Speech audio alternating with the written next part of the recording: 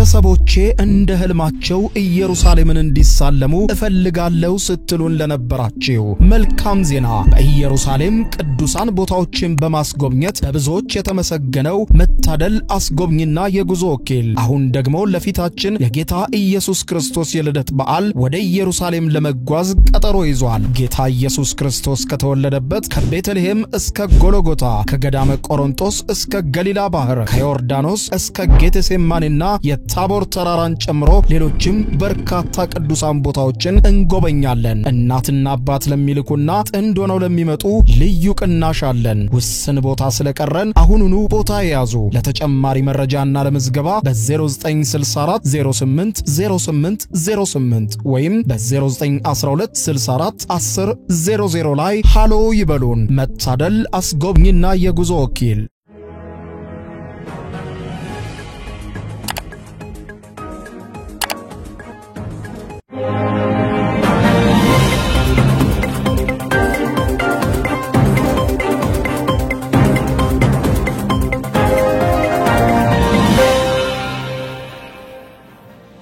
ተናስተልኝ ክብራትና ክብራን የዩቲዩብ ቻናል ቤተሰቦች የሰዓቱን አጫጭር መረጃዎች ይዤ ቀርብ ያለው እስከ ፍጻሜው አብራችሁኝ ቆዩ።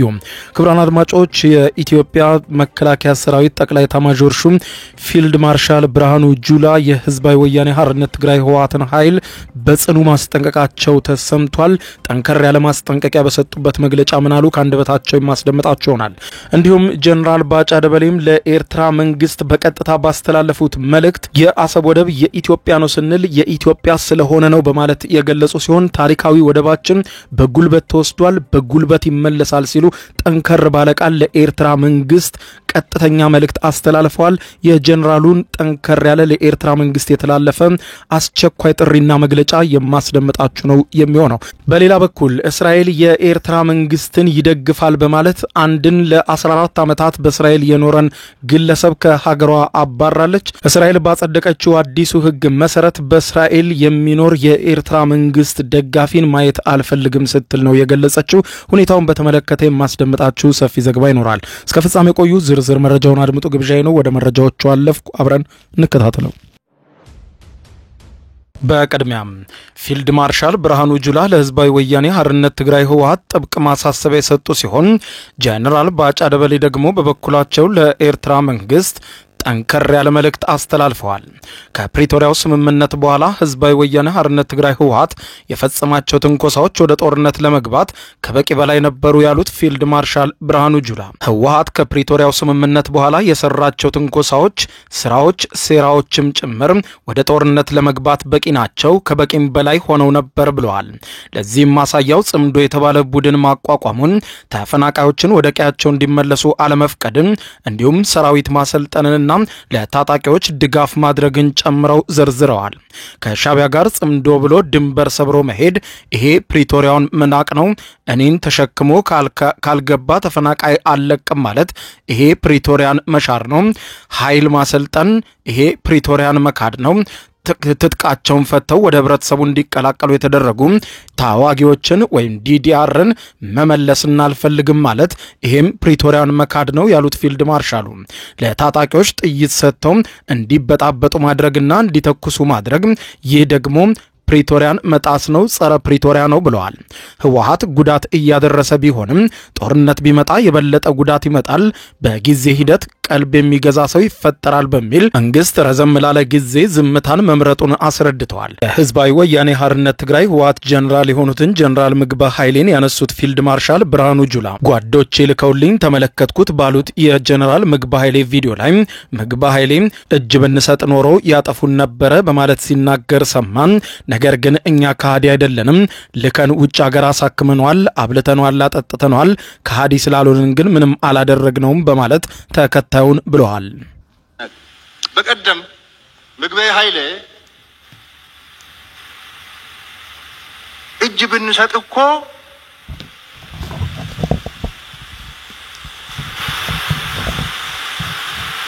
አይምሩንም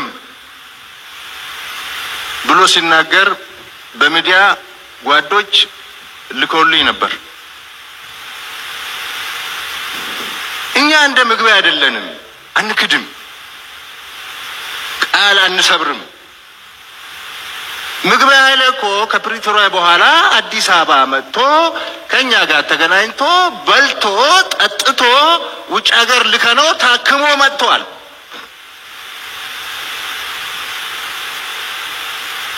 እንደ ምግበይ ቅም የምንይዝ ቢሆን ኖሮ እንደ ምግበይ ካዲ ብንሆን ኖሮ እጃችን ገብቶ ነበር።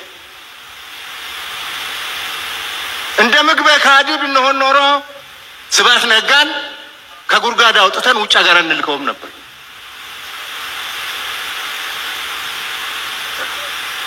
ምክንያቱም እኛ መንግስት ነን፣ የህዝብ ኃላፊነት አለብን፣ የአገር ታሪክ መጠበቅ አለብን። ጠባሳ ነገር ለማብረሰብ ቁርሾ የሚተው ነገር መስራት የለብንም። እንታገሳለን። እንደ ሰሜን እዝ ተገርተን እንደ ሰሜን እዝ ተገለን ተክደን የካደንን ሁሉ እንታገሳለን። አገር ነው የምንመራው።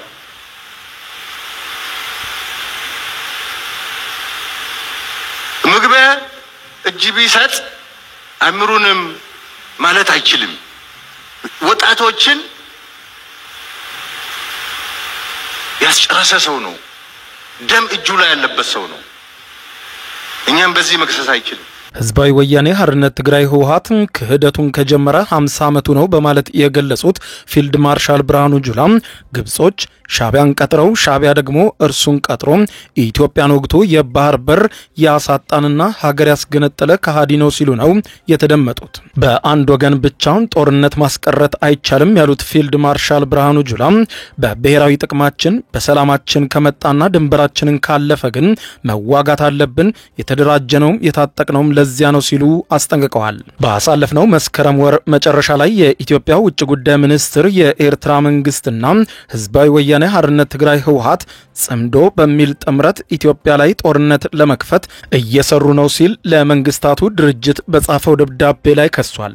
ህወሓት በበኩሉ የህወሓትና በትግራይ ህዝብ ላይ የተሳሳተና ፖለቲካዊ ዓላማ ያዘለ ክስ ተሰንዝሮብኛል ሲል በጻፈው ደብዳቤ የቀረበበትን ክስ ሲያስተባብል ተደምጧል። የኤርትራ ማስታወቂያ ሚኒስትር የማነ ገብረ መስቀልም ኢትዮጵያ የላከችውን ደብዳቤ ድፍረት የተሞላውና እጅግ አሳሳች ሲል ገልጾ ተከራክሯል። ይበዚህ እንዳለ ጀነራል ባጫ ደበሌ የኤርትራ መንግስትን በተመለከተ በቀጥታ መልእክት ያስተላለፉ ሲሆን ወደባችን ወይም አሰብ የኛ ነው፣ ታሪካዊ ቦታችንም ነው በማለት ገልጸው ታሪካዊ ወደባችንን በጉልበት ሄዶብናል፣ በጉልበት መመለስም እንችላለን፣ ነገር ግን ያ እንዳይሆን እንነጋገርን ያልነው በማለት ቃል በቃል ጠንከር ያለ መልእክት አስተላልፈዋል። የኢትዮጵያ ነች ያልነው አሰብ የኢትዮጵያ ስለሆነች ነው 100% ፒሪድ። በተንኮልና በሸፍጥ አስመራና አዲስ አበባ ሆናችሁ ወስዳቸዋል። ያኔ የተናገራቸው የለም። በዛን ጊዜ የሚናገር ሰው አንገቱ ይቆረጣል። አማራ እንደሚተርተው ደረቃቅ ጉሮሮ ይቀዳል። ምን ማለት ነው? መቼ ለማን የት ልናገር የሚል ነገር ነበር ጄኔሬሽኑ የሚጠብቀው። አሁን ደግሞ የኢትዮጵያን አሰብ የሚያስመልስ ጄኔሬሽን ነው ያለው። ስልጣን ላይ ያለው መንግስት የዚህ ጄኔሬሽን ነው። በጠቅላላ የኢትዮጵያ ህዝብ በዚህ ተግባብተዋል። አሰብ የኛ ነው አይደለም። አሁን ጥያቄው እንዴት ነው የምንመልሰው ነው። ስለዚህ አዎ በጉልበት ነው የወሰዳችሁት። በጉልበት የወሰዳችሁትን በጉልበት ይመለሳል ክፉ ከመጣ። ነገር ግን በጉልበት ለመመለስ አንሄድም። ይልቁንስ ወደ ጉልበት ከሚኬድ ብንተባበር የኤርትራ ያ ክቡር ህዝብ አንድም አይንቀሳቀስ በአሮጌ የጥንት ዕቃዎች የተሞላ ሙዚየም የምትመስል አገር ውስጥ አጭቆ ያ ሙዚየም ጎብኚ የሌለው አድርጎ ማቆየት አይችልም ነበር። ከኢትዮጵያ ድንበር እጅህን አውጣ፣ ጽምዶን አቁም፣ ለተለያዩ ጽንፈኞች የምታደርገውን ድጋፍ አቁም። ይሄን ካላቆም it's a matter of time ማንም ራሱን ይከላከላል። እንዴት እንደምንዋጋ ኤርትራኖች ያውቁናል፣ በደንብ አድርገው ያውቁናል። አሰብ የኢትዮጵያ ነው ማለት ሉዓላዊነት መዳፈር ነው ይላሉ የኤርትራ መንግስት። እንዴ ኤርትራ መንግስት እኮ አንድ ጥያቄ ልጠይቃቸው፣ እናንተ የኤርትራን ሉዓላዊነት እየጠበቃችሁ ነው? እርግጠኛ ናችሁ? የሰው አፍንጫ እየመታ አፍንጫዬን አትምታ አለ እንዴ? እንዴ እስኪ እናንሳ። ኢትዮጵያ ውስጥ ገብታችሁ ስታበቁ እንዴ ኢትዮጵያ እኮ ምንም አላለችም። እባካችሁ እጃችሁን አውጡ ነው። የኢትዮጵያ ሉዓላዊነት ደፍረ ያንተ ሉዓላዊነት የት ነው ያለው? ሌላ ሀገር ሉዓላዊነት እየተዳፈርክ የራስ ሉዓላዊነትን መጠበቅ አለ እንዴ? የኢትዮጵያ መንግስት እኮ ትዕግስቱ ወደር የለውም። እና ማን ነው የኤርትራን ሉዓላዊነት ተነካ ብሎ የሚከራከርልህ? ኢትዮጵያ መንግስት ትዕግስት በተገቢ ተጠቀሙበት።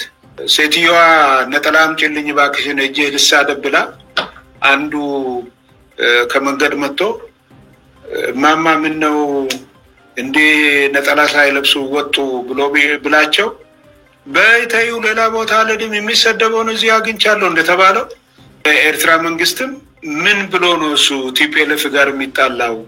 ቲፒኤልኤፍ ራሱ ተዘጋጅቶለት መጣ ከመንግስት ጋር ፕሪቶሪያን የሚያፈርስለት ከሱ ጋር አንዱ። በዚህ መሰረት እሱ የሚፈልገው ዓላማው የኢትዮጵያ ሰላም እንዳታገኝ ነው። ስለዚህ ለኤርትራ መንግስት ተቃርኖ አይሆንበትም። ዓላማው ኢትዮጵያ ሰላም እንዳታገኝ ነው። የኢትዮጵያን ሉዓላዊነት መድፈር ነው። ተቃርኖ የሚሆነው ለማን ነው? ለቲፒኤልኤፍ ነው። በሌላ ዜና እስራኤል ለ14 ዓመታት በእስራኤል ውስጥ የኖረን የኤርትራ መንግስት ደጋፊ እንደሆነ የተደረሰበትን ግለሰብ ወደ ኤርትራ ማባረሯ ተሰማ። እስራኤል የኤርትራ ዜግነት ያለውና የመንግስት ደጋፊ የሆነን ግለሰብ ከሀገሯ ስታባረር ይህ ለመጀመሪያ ጊዜ ነው ተብሏል። የአንድ ልጅ አባት የሆነው ኤርትራዊ ወደ እስራኤል የገባው በአውሮፓውያኑ 2011 ነሐሴ ወር ላይ ሲሆን ላለፉት 14 ዓመታት ኑሮን በዚያው በእስራኤል አድርጎ ቆይቶ ነበር። ስሙ እስካሁን በይፋ ያልተገለጸው ቢቢሲ ዘገባውን ይዞት የወጣው ግለሰብ በእስራኤል ፖሊስ ቁጥጥር ስር የዋለው ገጀራ ይዞ በመንገድ ላይ በመገኘቱ ነበር ተብሏል። በአውሮፓውያኑ ሚያዝያ ወር 2025 ላይ የድንበር ቁጥጥር ፖሊሶች ፍርድ ቤት በማቅረብ ጉዳዩ እንዲታይ አድርገዋል። ግለሰቡ ገጀራ ይዞ ከመገኘት በተጨማሪ ከትዳር አጋሩ ጋር የተፋታ መሆኑ ተገልጾ ቤተሰቦቹ ላይ ማስፈራሪያና ዛቻ በማድረስም ተጠርጥሯል። ፍርድ ቤት ከቀረበ በኋላ ወደ ስደተኞች ማቆያ ማዕከል ተልኮ የነበረ ሲሆን በማቆያ ውስጥ ሳለም የኤርትራ መንግስት ደጋፊ መሆኑ ግልጽ ሆኖ በመገኘቱ እንዲሁም ጉዳዩን በሚመለከት ከሌሎች ሐሳብ ከተሰማ በኋላ ከሀገር እንዲባረር ተወስኗል ተብሏል። ሰኞ ዕለት ማለዳ የእስራኤል የኢሚግሬሽን ባለስልጣናት ወደ አስመራ በሚሄድ አውሮፕላን ላይ እንዲሳፈር አድርገውታል ተብሏል። ኤርትራውያን የያዘ አውሮፕላን አስመራ ከመድረሱ በፊት አዲስ አበባና ካምፓላ ማረፉም ተሰምቷል። ኤርትራውያንን ጨምሮ በርካታ አፍሪካውያን ስደተኞች በግብጽ በኩል ድንበር በማቋረጥ እስራኤል ገብተው እንደሚኖሩ ይታወቃል። እነዚህ ስደተኞችም እስራኤል በበረሃማው ድንበሯ ላይ አጥር ከመገንባቷ በፊት ወደ ሀገሪቱ የገቡ ናቸው። ባለፈው ዓመት ነሐሴ ወር በሁለት ኤርትራውያን ቡድኖች መካከል በቴል አቪቭ በጎዳና ላይ በተፈጠረ ግጭት 2 ሰዎች መገደላቸው አይዘነጋም። በእስራኤል ከ2 ዓመታት ገደማ በፊት በኤርትራ መንግስት ደጋፊዎችና በተቃዋሚዎች መካከል በተነሳ ግርግር እንዲሁም ከፖሊስ ጋርም በተፈጠረ ግጭት ከ170 በላይ ሰዎች መቁሰላቸው ይታወቃል። በርካቶች ተጎድተውበታል። እንዲሁም ከፍተኛ የንብረት ውድመትም ተከስቶበታል በተባለው በዚህ ግርግር ተሳትፈዋል የተባሉ ኤርትራውያን ጥገኝነት ጠያቂዎች በአስቸኳይ ከሀገር ማባረርን ጨምሮ ጠንከር ያለ እርምጃ ይወሰድባቸዋልም ተብሎ ነበር። በእነዚህ ግጭቶች ከሁለቱም ወገን ሰዎች የተጎዱ ሲሆን በርካቶችም በፖሊስ ቁጥጥር ስር ውለው ነበር። በ2015 ዓመተ ምህረት ነሐሴ ወር ላይ ኤርትራውያኑ ከባድ ሁከት ፈጥረው በፖሊስና በንብረት ላይ ጉዳት ካደረሱ በኋላ ጠቅላይ ሚኒስትር ቤንያሚን ኔታንያሁ አፍሪካውያን ስደተኞች በሙሉ በአስቸኳይ ከእስራኤል ለማባረር እቅድ እንዲወጣ ትዕዛዝ ከመስጠትም ደርሰው ነበር። ከዚያ በኋላ የእስራኤል ፓርላማ ክኔሴት በመንግስታቸውን የሚደግፉ የኤርትራ ስደተኞችን ከሀገር ለማባረር ያለመ እቅድ አውጥቷል። ይሄውም እቅድ በተለይም ደግሞ የኤርትራ መንግስትን ከደገፋችሁ የኤርትራ መንግስት ተቃዋሚ ነን ብላችሁ እዚህ ጥገኝነት መጠየቅ የለባችሁም በማለት ክኔሴት ተብሎ የሚጠራው የእስራኤል ፓርላማ ኤርትራውያን ስደተኞችን ከሀገር ለማባረር ያለመውን ህግ ያጸደቀ ሲሆን የመጀመሪያውን ዙር ያለምንም ተቃውሞ ባሳለፈበት ወቅት የኤርትራ መንግስትን የሚደግፉ በእስራኤል ያሉ ስደተኞች ጥገኝነት የሚጠይቁበት ምንም ምክንያት የለም፣ መንግስቱን ካልተቃወሙ በሀገራቸው ኤርትራ መኖር ይችላሉ ወይም ከሀገራቸው መንግስት ጋር ምንም አይነት ችግር እንደሌለባቸው ተቆጥሮ ወደ ሀገራቸው እንዲባረሩ ሲል ገልጿል። ያለምንም ተቃውሞ ያለፈው ይህ ረቂቅ ህግ ለኤርትራ መንግስት ድጋፋቸውን የሚገልጹ ኤርትራውያን ስደተኞችን በሙሉ ከእስራኤል የማባረር ስልጣንን ለሀገር ውስጥ ጉዳይ ሚኒስትር ለመስጠት ያለመ ነው። ኤርትራውያንን ከእስራኤል ባሻገር በሁለት ጎራ ተከፍለው በተለያዩ የአውሮፓና የሰሜን አሜሪካ ከተሞች ተጋጭተዋል። በ2015 ዓመተ ምህረት ማብቂያ ላይ ከኤርትራ የባህል ፌስቲቫል ዝግጅት ጋር በተያያዘ በእስራኤል፣ በጀርመን፣ በስዊድን፣ በዩናይትድ ኪንግደም፣ በስዊዘርላንድ እንዲሁም በካናዳ በኤርትራውያን መካከል ግጭቶች ተካሂደዋል። በእነዚህ ጊዜያትም በተለያዩ የዓለም ክፍሎች በኤርትራውያን ማህበረሰብና አባላት የተዘጋጁ ፌስቲቫሎች በተደራጁ ቡድኖች ሲታወቁ መቆየታቸው ይታወሳል። በኤርትራውያን የሚዘጋጀው የኤርትራ መንግስት ድጋፍ የሚሰጥባቸው የባህል ፌስቲቫሉን የሚቃወሙ ኤርትራውያን ስነ ስርዓቱን ለአምባገነኑ የኢሳያስ አፈወርቂ መንግስት ገንዘብ ማሰባሰቢያ እንደሆነ በመግለጽ በጽኑ ይቃወሙታል። ክቡራን አድማጮች ለሰዓቱ ያስኩላችሁ አጫጭር መረጃዎች እነኚህ ናቸው። ከሰዓታት በኋላ በሌላ መረጃ ተመልሰን እስከምንገናኝ በያለንበት የዓለም ዳር ቸር እንቆይ።